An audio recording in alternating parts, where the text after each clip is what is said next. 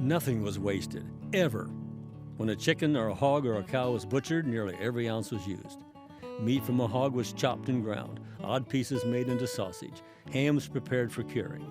The carcass also yielded pickled pig's feet, and also head cheese and rendered lard. At mealtime, children were taught only to take on their plates what could be eaten. Anything left in the pans and bowls was stored for another meal.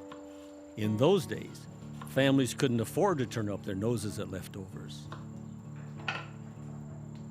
In the Depression, you knew the value of $1. If you had $1, boy, you had something. You could buy a couple of meals with $1, you know, and you could buy a sack of candy for 5 or 10 cents, and money would buy a lot of things. Wasting water was a sin too, especially during years of drought. The typical kitchen either had a small pump leading to a cistern, or a water bucket with a dipper was brought to the house for drinking, for cooking, and for washing dishes. And considering the trouble it took to get water to the house, bath time only came around once a week, except in the hot, sticky summer.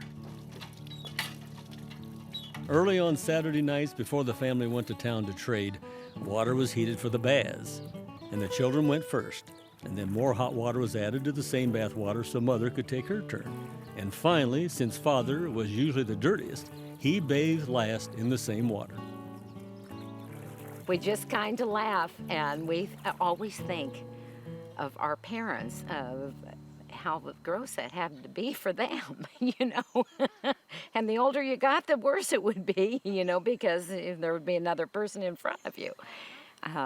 But, you know, at the time, it didn't seem one bit unusual or strange. Sharing bathwater would be hard to swallow today, but once a family had experienced drought, water was not taken for granted. And perhaps that's why so many persons raised in the 30s and 40s are still so careful to wonder if the food would last all winter or if the well would keep going all summer. It makes you thrifty. You've probably noticed that in people of my age bracket. They stop and think every time they let loose of a dime. You know, it's not that they won't spend money, but they like to get their money's worth and be sure there's a good reason for buying stuff as compared to some of our offspring that figure that money is going to corrode if it lays around in their billfold over a couple of days.